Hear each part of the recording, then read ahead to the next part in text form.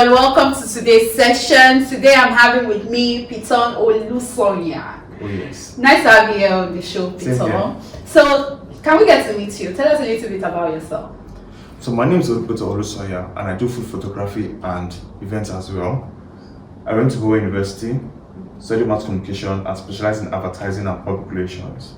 Okay. So That's nice. So now you just told us you went to Bowen University. You studied mass communication and advertising. So what's the link between where you studied and photography? How did you end up becoming a photographer?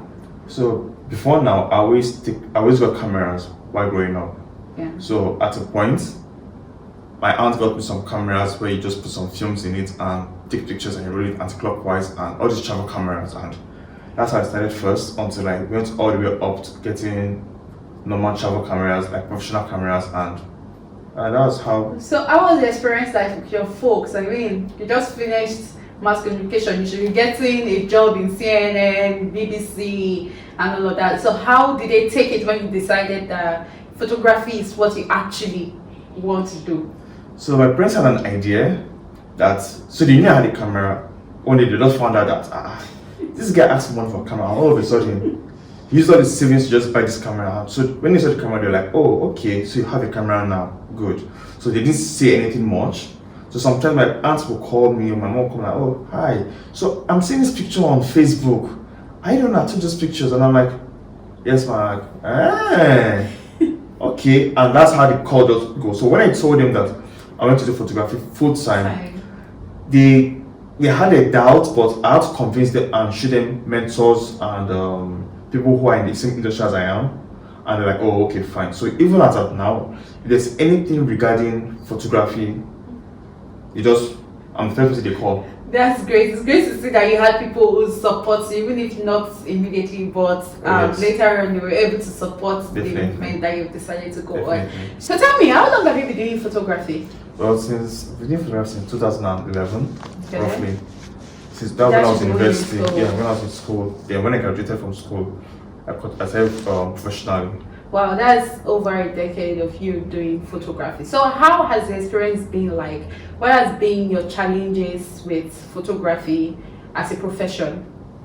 Well, it's a bit there are some parts that are a bit challenging, like funding, the forex trading and everything. It's a bit difficult regarding getting cameras and cost-wise, and also trying to educate your clients on why they should hire you. Okay, so I believe you would have met some clients that will tell you, "Oh, I know where to get it cheaper." Then they go on and on and on and on. So how do you handle this type of clients? You can only educate them. Okay. That's all you can do, because most times when you educate some particular clients, some will listen and like, "Oh, okay, yes, he makes some sense." Some like, I beg. Let me go somewhere else and get someone cheaper. So in all these years of doing photography, what has been your major photography gig? How did you get that gig? What was the experience like generally? So my first major gig then was during NYS in Anambra. So I came across some agricultural journalists Okay. who called me and told me like, "Oh, we have this nice place in Abakaliki in Ebonyi State of a rice mill," and we went there to take pictures. And when I was done with those pictures, it came out really, really nice, and that was like my breaking point. Okay. So the other time they now took me out, we were having like an agricultural seminar or conference in Abuja in Presidential Villa, and I'm like, Whoa! So What do we have here? so I went there and yeah, it was a nice experience. Then Jonathan was still in then we had our former president, Goodluck Jonathan, then, and it was really a good experience. Wow, Really that's good experience. fantastic. That's fantastic. I'm glad to see that you've actually met your breakthrough in this business. So moving on, how have you been able to separate your business finances from your personal finances? How have you been able to get a grip on that? It's not an easy thing to do, but however, it's very, very important for one to separate one's finances, personal finances and business finances, because if you mix the two of them together, it's going to be a hot mess. Definitely. So for TGIF and karaoke nights, that goes to your personal account. Then for work, getting equipment, rentals, put it just in your business savings account. Yeah, that's nice. So briefly, can you remember the best money decision and the worst money decision that you've made in this business as a photographer in your whole career? Well, what would you say that is? So let me start with my worst money experience. So there's a time back then I was starting my career. My grandma gave me some seed money to get a camera and some equipment, and she wrote me a check of 600k. I'm like, grandma, thank you, Lord, thanks. I was very happy. Then I was still in school, so I went to the bank, tried to cash the check, but it bounced because because my account couldn't take it. Can you hear that? And silly me, I took the check back to my grandma and told her, grandma, this check couldn't go through because they told me to upgrade my account and I didn't have any of the requirements to upgrade my account to a proper savings account. Yeah. And I'm like, okay. My grandma took the check and gave me cash. I just went to her house and checked it. She bought out 200k and gave me this 200k, please use it wisely. No. And I'm like, oh, thank you, ma. And the next day or even that night, I was like, wait, did I just trade 600k for 200k?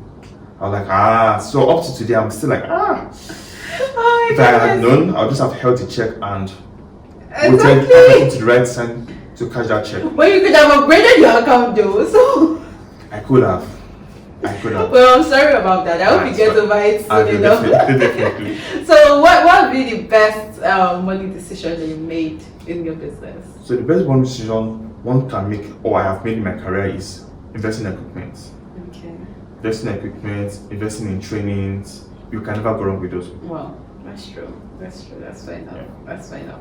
So to round off, what would be your advice to upcoming photographers? We know that we have some of them on this show watching us right now. So what would be your advice to them as an upcoming photographer? So my advice is just for you to keep learning and relearning. If you think you have learned, trust me, you haven't learned anything. Because me myself, I'm also relearning as well. Because when you get there, you think that you all know, like you know everything, but at the same time, you realize that, so you could do this way, you could do this way. I'm like, I've learned something new today.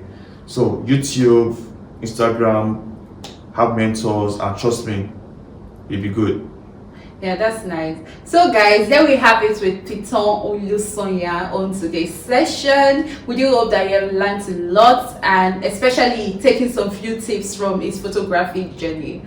So guys, we just finished an interesting session with Olupitan Olusanyan. You can follow him on his Instagram at thefoodstudio.ng. Do not also forget to follow us at Reaprite on Twitter, Instagram, Facebook, and LinkedIn.